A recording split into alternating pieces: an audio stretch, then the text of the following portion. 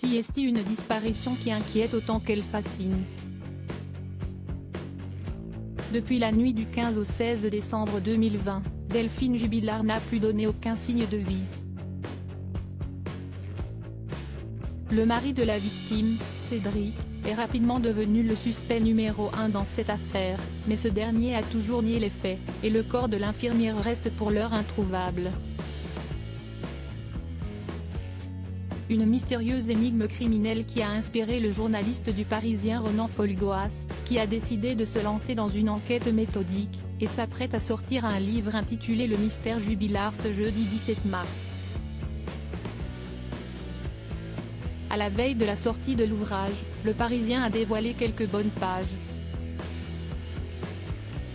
On y découvre ainsi le jour où Cédric et Delphine Jubilard ont entamé leur relation, un soir de 2005, dans une boîte de nuit. Le Bacardi, 2 salles 2 ambiances, entrée gratuite pour les filles, 10 € avec une consommation pour les messieurs.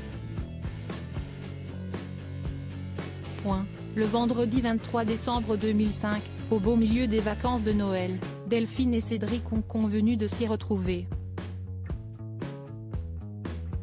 Cela fait des mois qu'ils se tournent autour.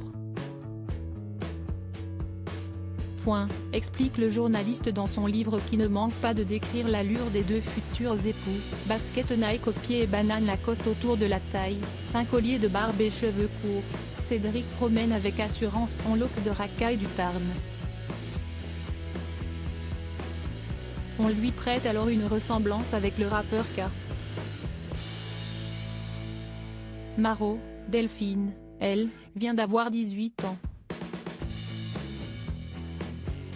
Cheveux longs, grands yeux noisettes, Jean est débardeur, un léger maquillage, elle n'est pas le genre à se mettre en avant. Une demande en mariage dans un restaurant d'Albi quelques années après le début de leur histoire d'amour. Cédric Jubilard décide d'officialiser leur relation, de façon quelque peu originale.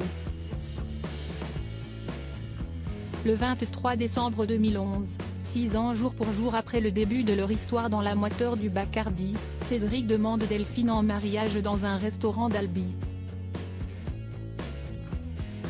Pour le dessert, le jeune homme a commandé un gâteau orné d'une petite plaque en chocolat sur laquelle il a fait inscrire en lettres blanches « Veux-tu m'épouser ?» CST un succès. Le soir même, Delphine mentionne l'événement fiançailles sur son mur Facebook, relate le livre.